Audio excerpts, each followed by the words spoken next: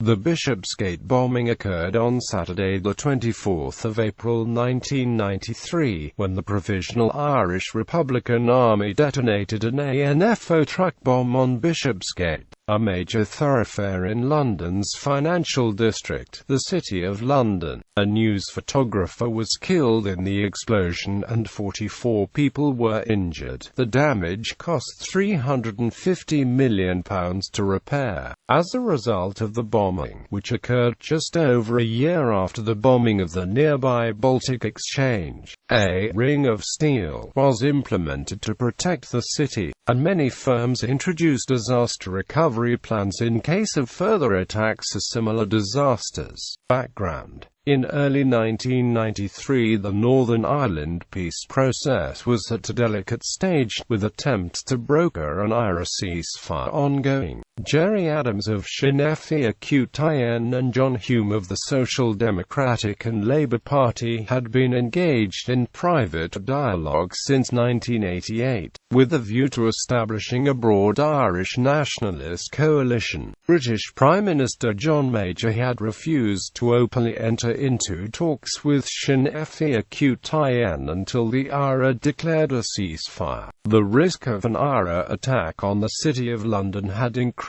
due to the lack of progress with political talks, resulting in a warning being circulated to all police forces in Britain highlighting intelligence reports of a possible attack, as it was felt the IRA had sufficient personnel, equipment and funds to launch a sustained campaign in England. During the Troubles, the IRA had bombed financial targets in London on a number of occasions, most notably on the 10th of April 1992 when a truck bomb exploded outside the Baltic Exchange on St Mary Axe. The Baltic Exchange bombing caused £800 million worth of damage, £200 million more than the total damage caused by the 10,000 explosions that had occurred during the Troubles in Northern Ireland up to that point. Bombing. In March 1993, an Iveco Tiber truck was stolen in Newcastle-under-Lyme, Staffordshire, and repainted from white to dark blue. A 1-ton ANFO bomb made by the IRA's South Armagh Brigade had been smuggled into England and was placed in the truck disguised underneath a layer of tarmac. At approximately 9 a.m. on the 24th of April, 2 volunteers from an IRA active service unit drove the truck containing the bomb onto Bishopsgate.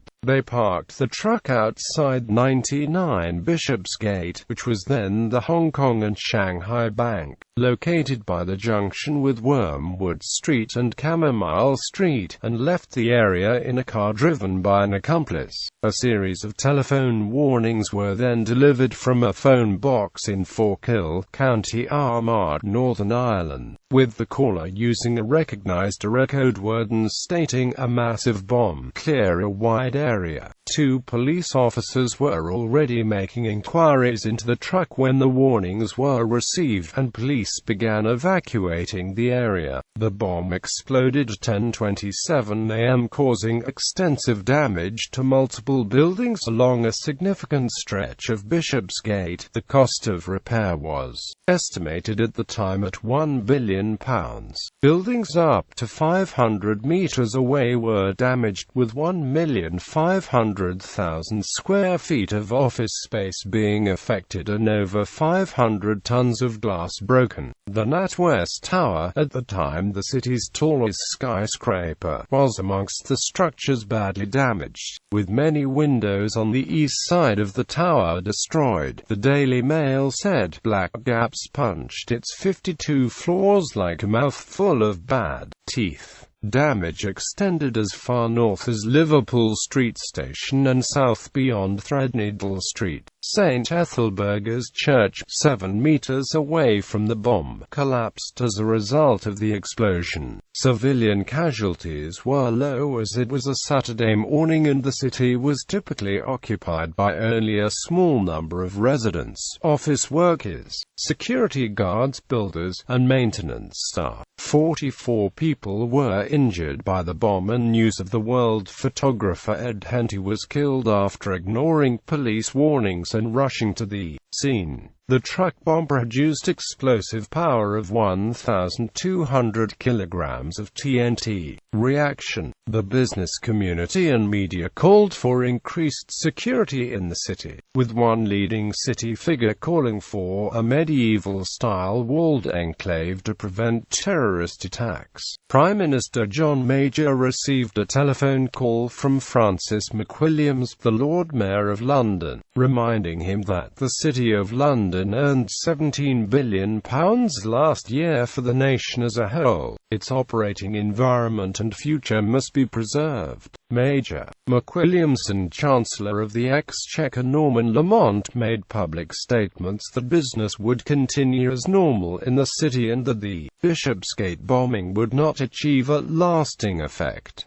Major later gave an account of the public stance taken by his government on the bombing. "Frankly, we thought it was likely to bring the whole process to an end, and we told them repeatedly that that was the case. They assumed that if they bombed and put pressure on the British at Bishopsgate or with some other outrage or other, it would affect our negotiating position to their advantage. In that judgment they were wholly wrong. Every time they did that, they made it harder, not easier, for any movement to be made towards a settlement. They hardened our attitude, whereas they believed that their actions would soften it. That is a fundamental mistake the IRA have made with successive British governments throughout the last quarter of a century." John Hume and Gerry Adams issued the first joint statement on the same day as the bombing, stating, "We accept that the Irish people as a whole have a right to national self-determination. This is a view shared by a majority of the people of this island, though not by all its people, and that the exercise of self-determination is a matter for agreement between the people of Ireland." The IRA's reaction appeared in the 29th of April edition of ANFO Black, highlighting how the bombers exploited a security loophole after having spotted a breach in the usually tight security around the city. There was also a message from the IRA leadership, calling for the British establishment to seize the opportunity and to take the steps needed for ending its futile and costly war in Ireland. "We again emphasize that they should pursue the path of peace or resign themselves to the path of war." The IRA also attempted to apply indirect pressure to the British government with a statement sent to non-American foreign-owned businesses in the city, warning that no one should be misled into underestimating the IRA's intention to mount future planned attacks into the political and financial heart of the British state.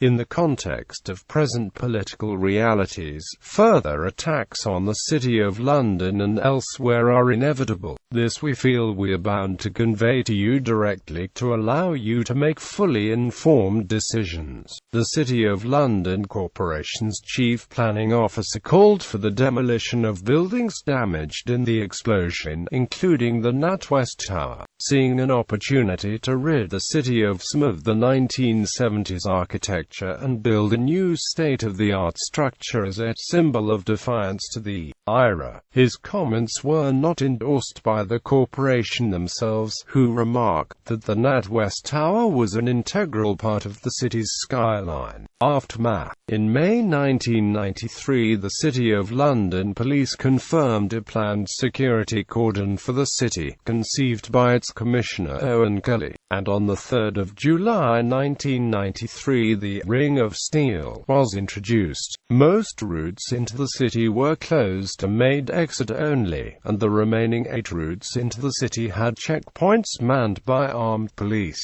CCTV cameras were also introduced to monitor vehicles entering the area, including 2 cameras at each entry point, one to read the vehicle registration plate and another to monitor the driver and and passenger. Over 70 police-controlled cameras monitored the city, but to increase coverage of public areas, Camera Watch was launched in September 1993 to encourage cooperation on surveillance between the police, private companies and the Corporation of London. 9 months after the scheme was launched, only 12.5% of buildings had camera systems, but by 1996 well over 1,000 cameras in 376 separate systems were operational in the city. The bombing resulted in a number of companies changing the working practices and drawing up plans to deal with any future incidents.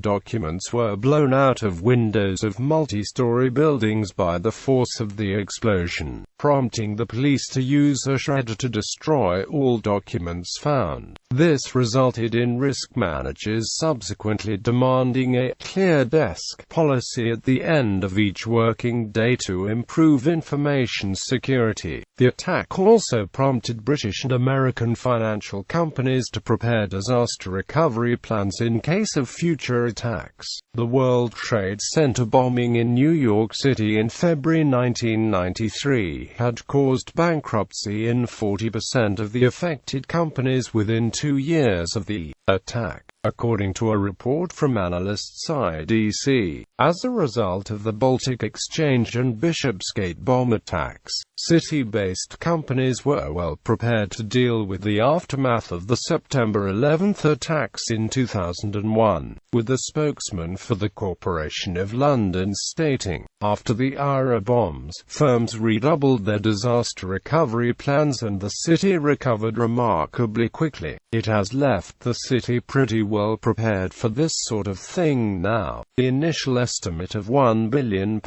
worth of damage was later downgraded, and the total cost of reconstruction was £350 million. The subsequent payouts by insurance companies resulted in them suffering heavy losses, causing a crisis in the industry, including the near collapse of the Lloyd's of London market. A government-backed insurance scheme, Pool Re, was subsequently introduced in Britain, with the government acting as a reinsurer of last resort for losses over £75 million.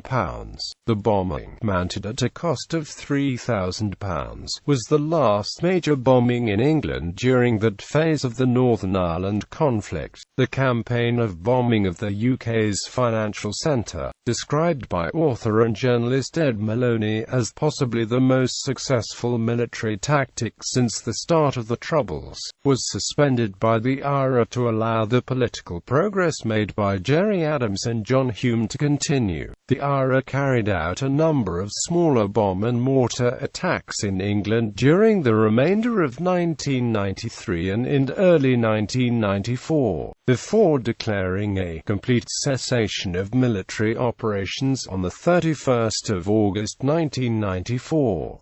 The ceasefire ended on the 9th of February 1996 when the IRA killed 2 people in the Docklands bombing, which targeted London's secondary financial district, Canary Wharf. Subsequent events. In July 2000 it was announced that Punch magazine was to be prosecuted for contempt of court after publishing an article by former MI5 agent David Shayler. Shayler's article claimed MI5 could have stopped the Bishopsgate bombing, which a spokesman for Attorney General Lord Williams claimed was a breach of a 1997 court injunction preventing Shayler disclosing information on security or intelligence matters. In November 2000, Punch and its editor were found guilty and fined £20,000 and £5,000 respectively. In March 2001, the editor successfully appealed against his conviction and fine, with an appeal judge accusing the Attorney General of acting like a press censor and ruling that the 1997 injunction was in breach of the European Convention on Human Rights. In December 2002, this decision was overturned at the House of Lords,